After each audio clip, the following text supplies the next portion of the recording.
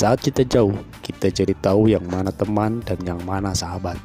Saat kita gagal, kita jadi tahu yang mana yang benar-benar peduli dan yang mana yang hanya singgah dalam senang. Saat kita tidak punya apa-apa, kita jadi bijak mengenal yang mana yang tulus dan yang mana yang bulus. Saat kamu sukses dan kaya dalam proses kehidupan, semua orang akan memuji, semua orang akan menyanjung, bahkan semua orang akan mengaku punya pernah dalam proses suksesmu. Tapi pada saat kamu jatuh, pujian itu berubah menjadi hinaan, sanjungan itu berubah menjadi cacian, dan semua orang tidak pernah menganggapmu ada.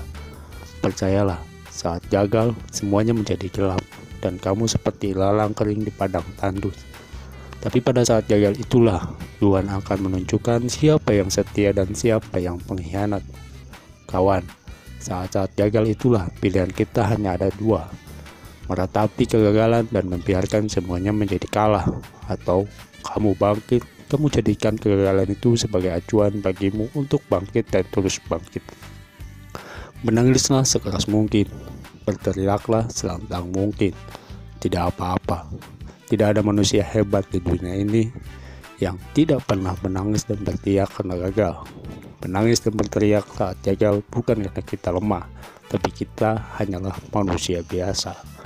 Maka tumpukanlah kesedihanmu dalam doa-doamu. Jangan meminta masalahmu menjadi ringan, tapi mintalah agar pundakmu menjadi kuat untuk memikul semua masalah yang menerpamu. Ketahuilah, Tuhan menciptakan masalah selalu beserta dengan solusinya. Tapi setelah itu kamu harus bangkit, kamu harus jauh lebih hebat dari sebelumnya. Kegagalan adalah guru terbaik yang mengajarkanmu bagaimana cara agar kamu bangkit kembali dan mengetahui apa hal yang perlu dihindari di kemudian hari. Ketahuilah bahwa anak panah akan melesat jauh ke depan saat setelah ditarik jauh ke belakang. Sama halnya dengan kesuksesan, sukses besar diraih setelah kegagalan yang teramat dalam. Kegagalan hanya akan dirasakan oleh orang-orang yang mau berjuang.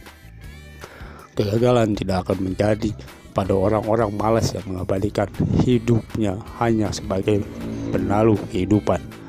Bangkitlah, tapi ingat, pada saat kamu berjuang lagi, berjuanglah pada orang-orang yang mau sama berjuang, bukan dengan orang-orang yang hanya mau diperjuangkan.